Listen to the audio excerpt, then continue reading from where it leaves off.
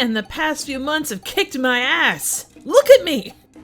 I'd make a Slim Jim look like a stick of salami. I gotta get in shape fast! Let's see... Riff yourself fit. 30-minute Gymkhana secret pommel horse routines. Toned Bum Bum Yum Yums Volume 6? Well, that's in the wrong section. Double Dragon. Well, if there's 2 of them, that means I should get fit twice as fast. This is the legend of the double... Mortal Kombat! Oh, wait. I'm sorry, I jumped the gun. Continue. This is the legend of the Double Dragon.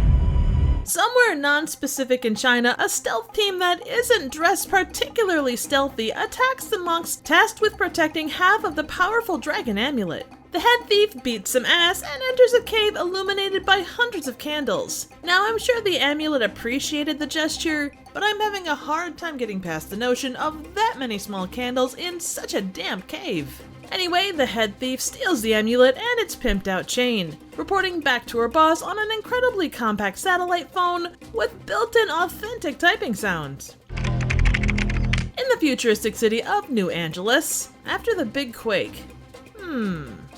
Wait a second, so did the quake cause all that ugly architecture?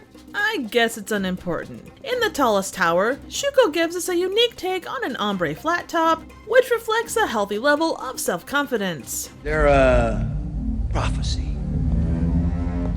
7 years ago, the quake was a trumpet's blow heralding my arrival. When he discovers only half the amulet has been found, he has a moment of enlightenment, but he ends up feeling flat as he calls for his crew to find the missing piece. Smash cut to the other half around the neck of a martial arts coach to a pair of color-coordinated brothers who clearly possess great skill, but lack a certain amount of teamwork. But in the presence of such a large trophy, that's understandable. A fight breaks out, which leads to the destruction of the facility's best-looking table. After a cheeky New Jack City promo... So remember, if you didn't buy from us, you don't know Jack City! We get the news, delivered by the strangest set of cameos I think I've seen in recent history. It's good to know that in the distant future of 2007, daylight savings time is still annoying as hell, and weather is more interesting than partly cloudy with a 20% chance of rain. All the smog fans in New Angeles won't blow this away, so if you have a smog fan, stay near it. We're treated to a tween-friendly take on The Purge, complete with a Mohawk gang and their leader, Bo Abobo. You need blah, blah, blah. After some friendly banter and the revelation, we accept all major credit cards, including American Express. the Dragon Wagon hightails it using the same tech as Doc Brown. Wait, is this a shared universe? Great Scott! After masterfully running into this pile of garbage, the untested power of Cheese Whiz is unleashed, leading Boa Bobo crashing in a very comedic way.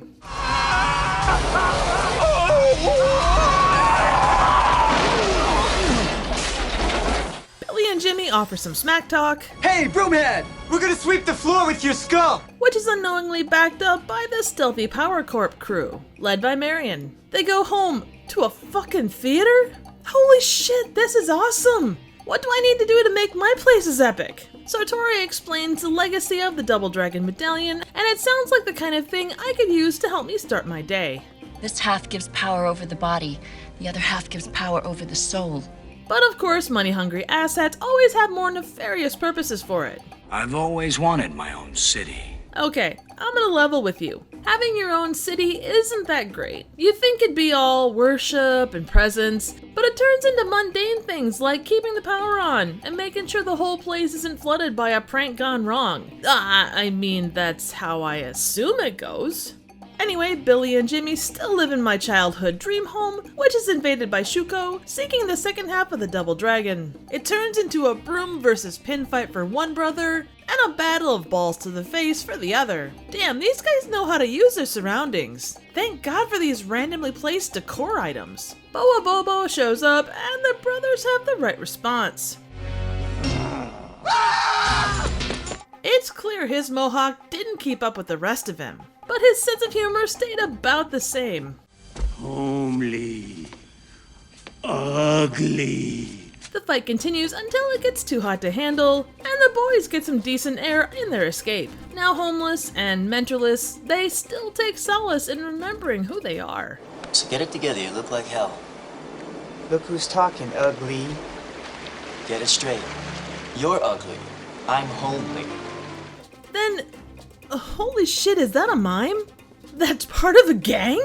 What a time to be alive. The boys also run across gangs representing mail carriers, Victorians, disco party animals, and private school kids. The fight starts, but nothing can top this amazing moment. Special delivery! Which misses the mark. The follow-up quip Never seen a postman move that fast. could also be returned to sender. After escaping into the river, they have a Michael Bay moment, and then a collision with a sign that may have caused Michael Bayception, as well as finishing off the brothers. Oh, I guess they got away clean, with the possibility of minor issues. And if it gets in your mouth, you get diarrhea for a week and all your hair falls out. Over at the Power Corps' Schwanky headquarters, Marion tortures Bo Abobo for information. The guys make quite an entrance after taking the wrong door, and an alternative title for the movie is brought up. We're starting to look like the double dorks. They form a plan to get the Double Dragon Medallion, which leads them to a giant mutant basketball player, a ghost-catching fan, and this joke. You wake the dead. Oh, comedy in the 90s. Jimmy is captured and... Special report from Channel 69. Nice. On that note, there's a romance break. And you're not by yourself. You have me. Broken up by the gangs. Weirdly, everyone taking a fall ends up in the Ecto-Cooler River. Hashtag bring back Ecto-Cooler. Please! Jimmy shows up and kicks a few guys in the face, including Billy, who goes through a strategically placed glass pane. The fight continues, destroying a Double Dragon arcade game? In a Double Dragon movie? Frustrated, Billy tosses his Double Dragon medal, but it loves him and returns, giving him the power of body, which he uses to beat the ever-loving Shuko out of Jimmy. After Billy confirms his brother is in, he's so overwhelmed that he screws up their go-to joke. Ugly? Jimmy? A weird textured CGI shadow gets a hold of the half medallion and turns into a pair of masked bad guys who are impervious to both insults You're weak like your father. You're ugly like your mother. and weapons. Ultimately, Shuko is forced back together by the boys unlocking the power of a brotherly high five.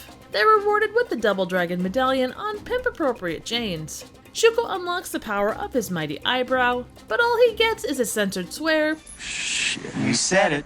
and a dragon unleashed on his ass. The boys revel in their new threads, Oh man, these are great. Can't buy suits like this off the rack. but Jimmy decides to try out a suit of the Robert Patrick variety just for shits and giggles, and gets Shuko arrested. The repaired dragon wagon awaits, and with a scream, Boa Bobo drives like a maniac off into the sunset. So Double Dragon is a 1994 comedy action-adventure film based off the hit 1987 arcade game of the same name.